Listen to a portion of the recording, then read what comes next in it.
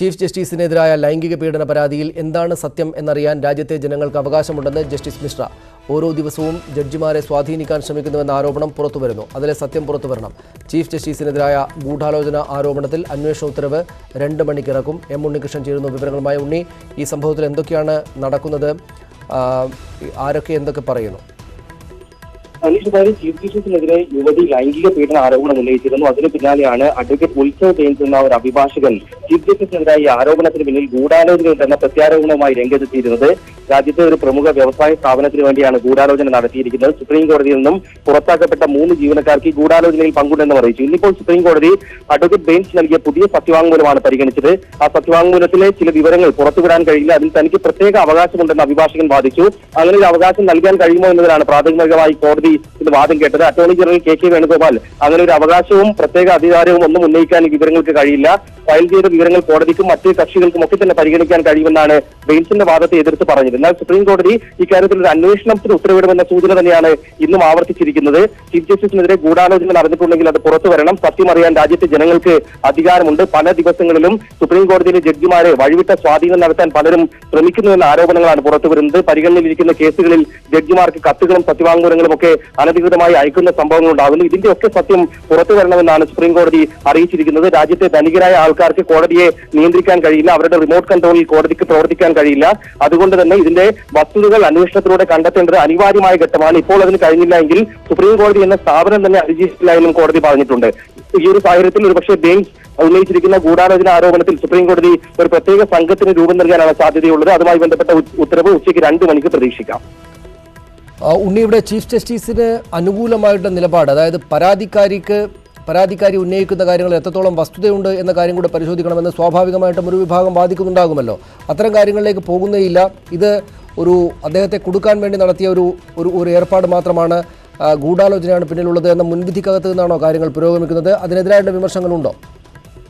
സനീഷ്, ഇത് 2 തരത്തിലാണ് ഈ വിഷയത്തെ പരിഗണിക്കുമെന്ന് കോടതി അറിയിച്ചിരിക്കുന്നു. ഒന്ന്, ആഭ്യന്തരമായ അന്വേഷണം. ചീഫ് ജസ്റ്റിസിനെതിരെ യുവതി ഉന്നയിച്ചിരിക്കുന്ന ലൈംഗിക ആരോപണ പരാതിയിൽ കോടതിക്കകത്ത് ആഭ്യന്തരമായ അന്വേഷണം നടക്കുന്നു. മുതിർന്ന 2ാമത്തെ ജഡ്ജി SA ബോബ്ഡെയുടെ നേതൃത്വത്തിലുള്ള 3-അംഗ സമിതി അക്കാര്യം പരിശോധിക്കുന്നത്.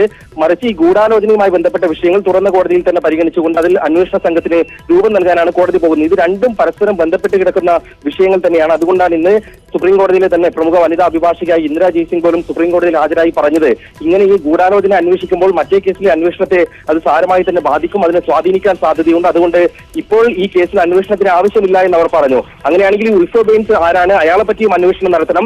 അയാൾക്ക് യാതൊരു വിശ്വാസ്യതയും ഇല്ലാത്ത, ഒരു മുമ്പ് കേട്ട് പരിചയം പോലും ഇല്ലാത്ത ആളാണെന്നാണ് ഇന്ദിരാ ജയ്സിംഗ് അറിയിക്കുന്നത്. പക്ഷേ അത്തരത്തിലുള്ള എതിർവാദങ്ങളൊന്നും കോടതി കാര്യമായി പരിഗണിച്ചിട്ടില്ല. മറ്റേ ഇപ്പോൾ നടക്കുന്ന ആഭ്യന്തര അന്വേഷണത്തെ ബാധിക്കില്ല എന്ന ഉറപ്പും വ്യക്തതയും മാത്രമാണ് കോടതി ഇതിനകം നൽകിയിട്ടുള്ളത്.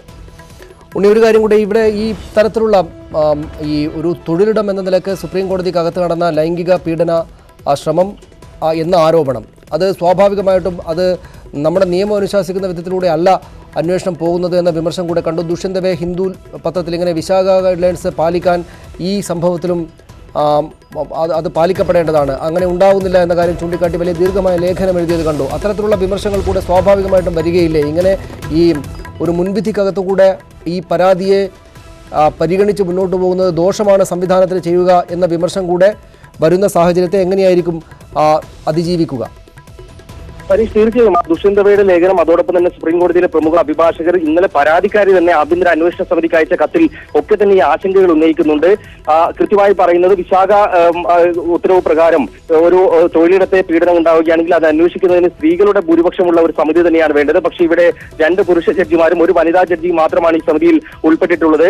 അതിലുപരിയായി ഈ കേസിന്റെ വസ്തുതകളിലേക്ക് കടക്കുന്നതിന് മുമ്പ് തന്നെ ചീഫ് ജസ്റ്റിസ് സിറ്റിംഗ് നടത്തുകയും പരാതിക്കാരിക്ക് സ്വഭാവഹത്യ ചെയ്യുന്ന തരത്തിലുള്ള പരാമർശങ്ങൾ നടത്തുകയും ചെയ്തു. അതൊക്കെ തന്നെ അവർ ഇന്നലെ സുപ്രീം കോടതിയിലെ ഈ ആഭ്യന്തര അന്വേഷണ സമിതിക്ക് അയച്ച കത്തിൽ വളരെ കൃത്യമായി ആ ആശങ്കകൾ ഉന്നയിച്ചിട്ടുണ്ട്.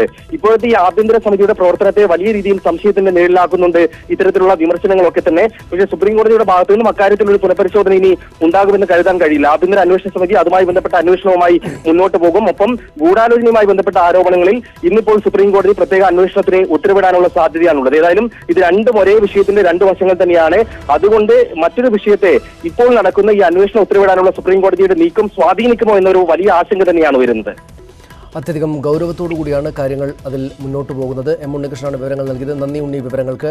2 മണിക്ക് ഇത് സംബന്ധിച്ച് ഈ ഗൂഢാലോചനയാണ് എന്ന ആരോപണത്തിൽ അന്വേഷണം നടത്തണം എന്ന കാര്യത്തിലെ ഉത്തരവ് 2 മണിക്ക് വരും. എന്താണ് സത്യമെന്നറിയാൻ ജനങ്ങൾക്ക് അവകാശമുണ്ട് എന്ന് സംവിധാനങ്ങളുടെ ഭാഗത്തു നിന്നുള്ള ഒരു പ്രസ്താവന ഉണ്ടാവുകയും ചെയ്തിട്ടുണ്ട്.